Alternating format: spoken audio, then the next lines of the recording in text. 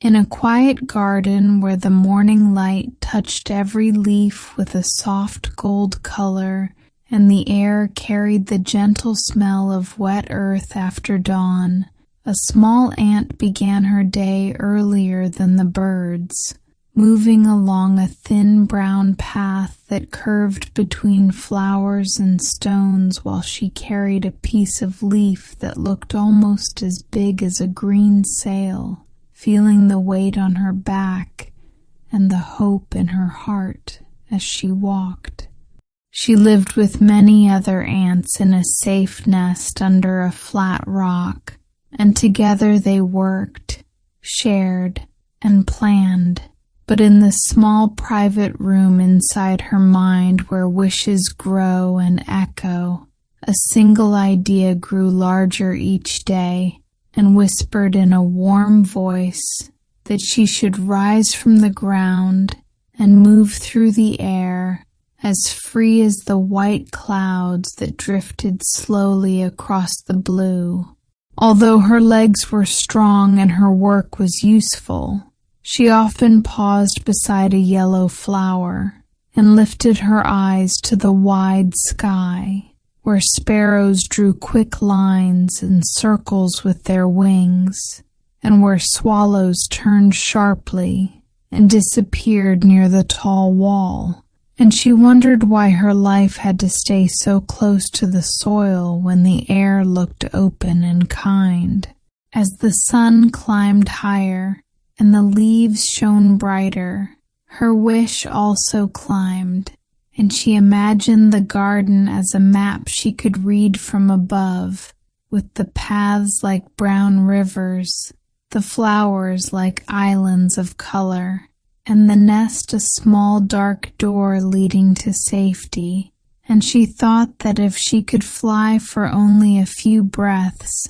she would understand the world in a new way and feel a joy she had never known. One late morning, while a light wind moved the grass in slow waves, and the shadows of the flowers trembled softly on the ground, a sparrow landed near her with a quick hop, folded his wings neatly against his sides, and tilted his head as if he were reading a tiny secret written on her face. He had bright eyes that watched everything with calm interest,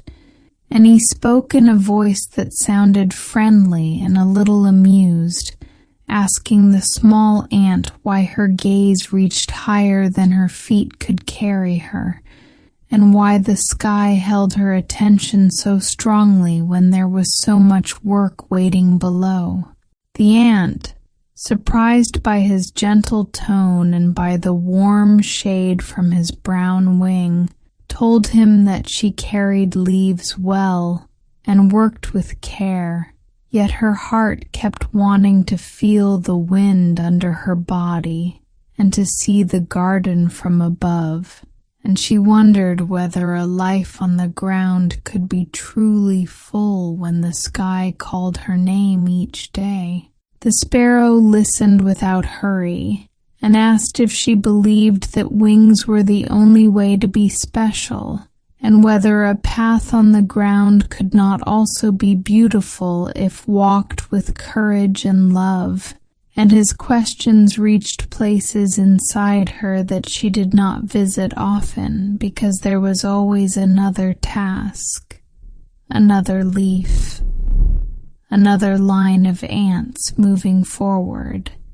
She answered that she did not know, that the sky looked wide while the path looked narrow, and she asked him in return whether the wind felt like a hand lifting a friend, or more like a river that pushed and pulled, and whether the view from above changed a heart or only pleased the eyes for a short time. What do you think, dear listener, when you look up at something you cannot do yet?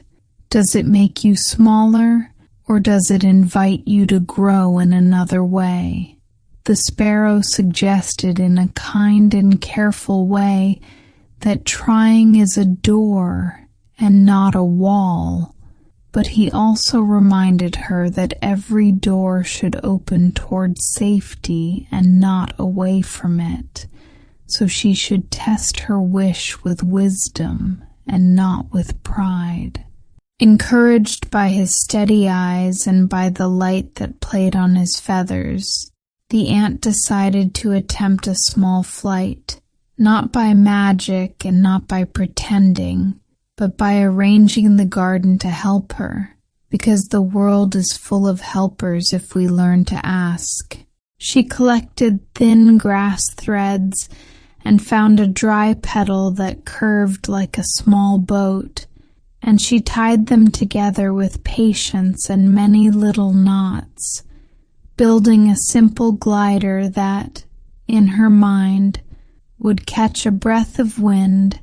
and keep her in the air for 1 or 2 long heartbeats, just enough to taste the sky and to calm the voice of her wish. Her first attempt began on a flat stone that felt warm under her feet, and when a breeze touched her face, she ran, lifted the petal above her head and jumped, but the glider shook, turned sideways, and lowered her gently into a patch of soft moss, so she stood up with green dust on her legs and laughed, because the ground had been kind. She tried again from a higher place, the root of a tall plant that made a natural ramp, and she waited for a stronger wind. Then she ran, jumped, and glided a little farther, feeling one clear moment when the petal held her like a promise. Yet the moment ended quickly, and she landed in dry sand that slid away under her feet, and she felt excited and disappointed at the same time. She looked around and wondered aloud whether courage meant jumping again or knowing when to stop, and she asked you, listening now, whether you have ever tried something many times and felt your hope grow and crack like a seed that wants to rise and yet remains under the soil. As the day warmed and the shadows shortened, her attempts became bolder, and she climbed the stem of a red flower that swayed in the wind like a slow clock, and she told herself that this time the glider would catch a good current and carry her gently across the space between 2 stones. But when she jumped, the wind weakened and the petal folded, so she dropped quickly and bumped into a small pile of dry leaves that broke apart and made a rustling sound like quiet rain. Frustration rose in her chest like a tight knot, and she wondered whether dreams were only light on water, beautiful to see but impossible to hold, and whether her place in the world was already decided by her size and shape, and the questions pressed on her until even the bright garden felt a little gray. Seeing her eyes change, the sparrow returned and spoke in a voice that mixed humor with care, telling her that even birds fail on windy days, that wings do not always obey, and that many short flights teach more than one long flight, because learning is made of small steps that listen to the world. He asked her what she loved most about her work, and after a quiet moment she answered that she loved carrying food to the nest and seeing the younger ants eat with joy, and she loved cleaning the narrow tunnels so the air moved well, and she loved the soft sound of hundreds of feet when the colony returned at sunset. The sparrow nodded and said that these things were strong gifts, and he added that he could not carry a leaf even as small as her smallest, and that his nest was high and open to the wind, which brought beauty but also danger, So each life had its own hard parts and its own bright parts, and comparing them for too long made both look smaller. While they spoke, the sky darkened in the west, and a thin gray line appeared there, and soon the first drops of rain began to fall, light at first, and then faster, turning the dust to mud and making the petals hang low, and a soft wind became a sharp push that moved the grass like a river. The ant looked toward the nest and saw that the entrance under the flat rock was clear, but the small side tunnel where food was stored lay close to a shallow groove that the rain was beginning to fill, and she felt a sudden fear, because water loves small roads and follows them quickly. She ran toward the side tunnel, calling to the workers inside, and together they formed a line from the far shelf to the main hall, moving the food piece by piece, while the rain grew louder, and the groove became a tiny stream that looked harmless until it reached the tunnel mouth and poured in like a silver rope. At that moment, the ant saw her old petal glider leaning against a stone where she had left it, and she realized that the curved shape could block the stream and split it into two smaller lines that would run around the tunnel instead of inside it. So without waiting, she dragged the petal to the groove, pushed it with all her weight, and wedged it between two pebbles, creating a small shield that bent the water away. The stream hit the petal, wavered, and then divided, and the entrance stayed clear long enough for the workers to finish the job and carry the last leaves to safety. And when the rain finally slowed and the sky opened a little, the side tunnel was wet but not ruined, and the food was dry, and the colony was safe. The sparrow, who had taken shelter on a low branch during the strongest rain, flew down when the garden grew quiet again, and he looked at the ant with honest admiration, telling her that on this day she had used her dream to save her home, because the same petal that had failed to carry her through the air